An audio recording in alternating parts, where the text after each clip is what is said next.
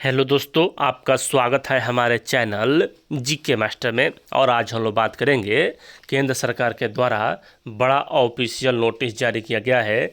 और यह नोटिस केंद्र सरकार के सभी सरकारी कर्मचारियों, बिहार के सभी सरकारी कर्मचारियों और देश के सभी सरकारी कर्मचारियों के डीए बढ़ोतरी से संबंधित है। यानी कि हर 6 महीने पर डीए वृद्धि होता है और डीआर में भी। और यहाँ जनवरी 2025 में कितना डीए बढ़ेगा, इससे संबंधित यह नोटिस जारी किया गया है। और यहाँ सभी बिहार के जो इतने भी शिक्षक हैं, सरकारी कर्मचारी हैं, भारत के जितने भी शिक्षक हैं, सरकारी कर्मचारी हैं, सभी को यहाँ एक समान लाभ दिया जाता है। जब केंद्र सरकार के द्वारा वहाँ डीए में वृद्धि कर दिया जाता है, उतना ही वृद्धि राज्य सरकार के द्वारा भी किया जाता है। देख लीजिए, यहाँ यह नोटिस सबसे लेटेस्ट है, 18/2/2025 को जारी किया गया है। चलिए आपको हिंदी में समझाते हैं। प्रेस रिलीज है और यहाँ भारत सरकार श्रम एवं रोजगार मंत्रालय, श्रम ब्यूरो भवन ब्लॉक 2 और यहाँ सीपीआई प्रेस विज्ञप्ति यहाँ देख सकते हैं कि औद्योगिक श्रमिकों के लिए उपभोक्ता मूल्य सूचकांक 2016 का आधार वर्ष है दिसंबर 2024 का, जो महंगाई भत्ता है।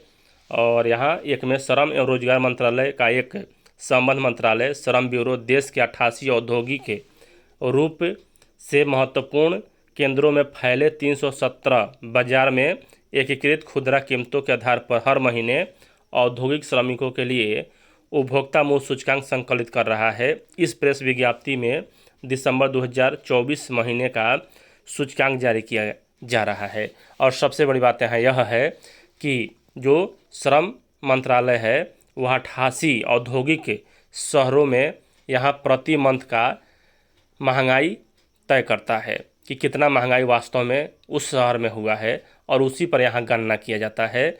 और 2016 का आधार वर्ष पर यहाँ गणना लिया जाता है। लेकिन इस बार हुआ क्या, दिसंबर 2024 में जो महंगाई भत्ता है यानी महंगाई है वह घट गया।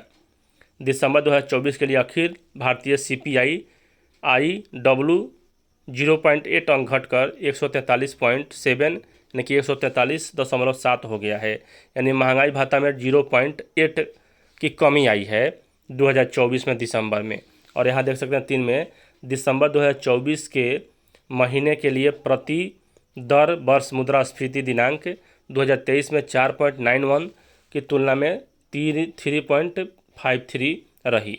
और CPI WR पर आधारित वर्ष दर मुद्रास्फीति समान। यहाँ देख सकते हैं आप कि जो यह ग्राफ दिया हुआ है, यह ग्राफ यही कहता है कि यहाँ जुलाई 2024 में 53% डीए था और जनवरी 2025 में यहाँ 2.99 की मतलब वृद्धि होगा। लेकिन यहाँ ध्यान दीजिएगा 1 पॉइंट यहाँ कम हो गया है।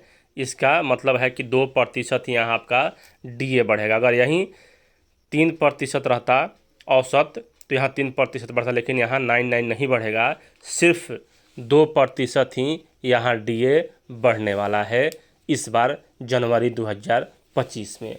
और देखिए, संजोग कहें या कुछ और कहें, अभी 8वां वेतन आयोग की घोषणा किया गया है, अभी कमेटी का गठन किया जाना है। अगर यह महंगाई भत्ता मतलब कि डीए अराउंड एक बार और बढ़ेगा तो अभी 53% मिल रहा है और यह बढ़कर हो जाएगा 55% जनवरी 2025 में। और जुलाई 2025 में यह मतलब कि 56 या 57 या 58% हो सकता है। 60% तो इस बार नहीं जाएगा। अगर 60% होता तो 8वां वेतन आयोग का मतलब संबंध इससे प्रत्यक्ष रूप से रहता और ज़्यादा फिटमेंट फैक्टर यहाँ लागू किया जाता। लेकिन यहाँ 2.99 का यह जो है रेशियो 99 नहीं लिया जाता है, अराउंड में लिया जाता है। सिर्फ 2% ही महंगाई भत्ता बढ़ने वाला है 2025 जनवरी में, और 2 या 3% जुलाई में बढ़ेगा। तो 8वां वेतन आयोग में भी फिटमेंट फैक्टर मतलब कि कम ही हो सकता है जितना मतलब कि है। उसके बाद यहाँ देख सकते हैं कि दिसंबर 2024 के लिए अखिल भारतीय CPI IW में 0.8 अंक की कमी आई है और यह 143.7 पर पहुँच गया है। इसलिए अतिरिक्त DA/DR की संभावना केवल 2% है। अगले महीने कैबिनेट की बैठक में इस पर मंजूरी दे दी जाएगी। यानी कि यहाँ 2% ही डीए बढ़ने वाला है, इतना 100% आप जान लीजिए। बिहार समेत पूरे देश के कर्मचारियों के ऊपर लागू होगा। वीडियो देखने के लिए धन्यवाद।